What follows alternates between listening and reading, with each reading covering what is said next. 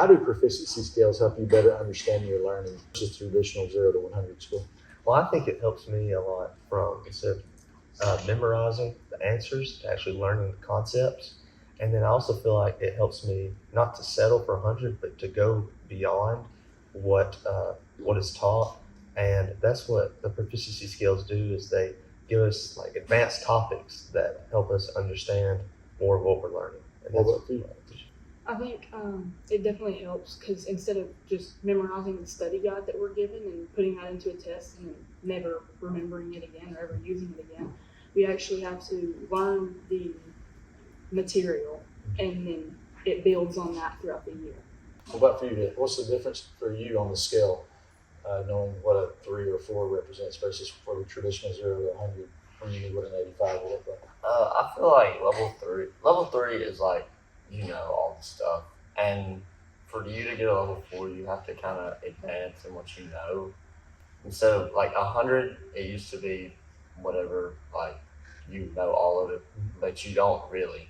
Like you can learn way more than what you have. So it's kind of pushing me and them to kind of go farther and learn that more advanced stuff to get that level 4. And then it can also help us level fours to kind of understand it on our own and to kind of figure things out together.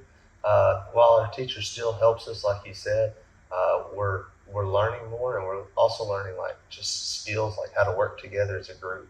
So what's different about your classes now? What are teachers doing differently, and how's that impacting students, and what are students doing differently now? My classmates are asking more questions. Like she said, my classmates are asking more questions because we want to get a level 4. What happens if you don't get a 3 on the first time that you accomplish a skill? So whenever you start and you take a test, if you understand the majority of the concepts, you have the ability to go back and only retake what you missed. So that offers remediation, and you don't have to redo everything since you already knew that part, but you can go back on just what you're struggling with and relearn it. As a high school student, how's that changed from what we've done in the past? Usually, whenever we didn't understand what we were missing. Whenever we would get a question wrong on the test, and usually it just got skipped over, and we never really touched on You never went back. it. We never touched on it. Right. So now if you miss something or you didn't get it the first time, you have the opportunity to find out why you didn't understand it, learn that concept, and then move forward and try to master that skill. And also you can go back and retake the test. That's what you do. How do you think that's preparing you for the ACT or for college? I feel like instead of skipping over certain topics just because we're not understanding them and the teacher doesn't have time to go over them again, it's giving us that time that we haven't had in the past to actually go back over and learn the things that are required of us. So tell us about student skills. What do they look like? How would you explain those to somebody that's never seen one, or if you're taking a report home to your parents? So we have level 1, 2, 3, and 4, and 4 is the best, 1 is the worst. And if you get like a 2 on your first time, you can go back on like what you're missing and go and try to get better at it. What about you?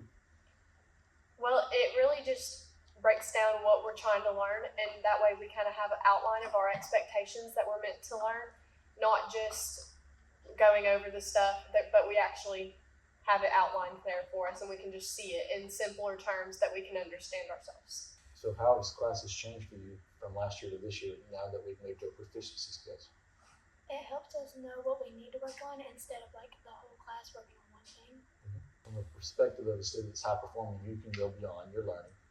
Tell me about what a student that would be lower achieving or mid performing, how's it affected their class performance versus what was happening last year? I feel like they start applying themselves more because they know that they actually have to learn this stuff to get the grade. They don't just go and take a test and say, oh, if I get 2 questions right, then I won't make a failing grade.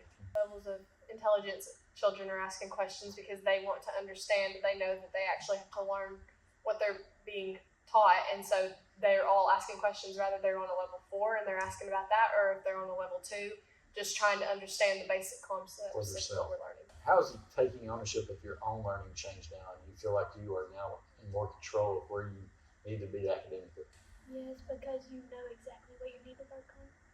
Is this preparing you for the future, for college, career, or a job, differently than what we've done in the past? It's making you more disciplined on yourself to try to get better.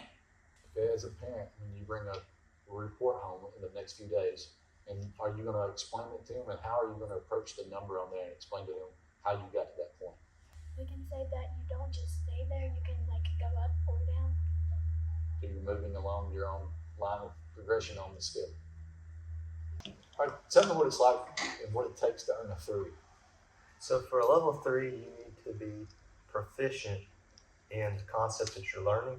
So you need to know that all of how it works and why you do it. And then the level 4 is just applying your level 3 to that topic. So level 3 is just knowing what you need to know in that concept. So what does a 3 mean to you, ladies? It means that you're on grade level and it's you just where you need to be. It also means that you have a grade of 90. And if you want to get to a level 4, you can work harder and work on different skills after you complete level 2.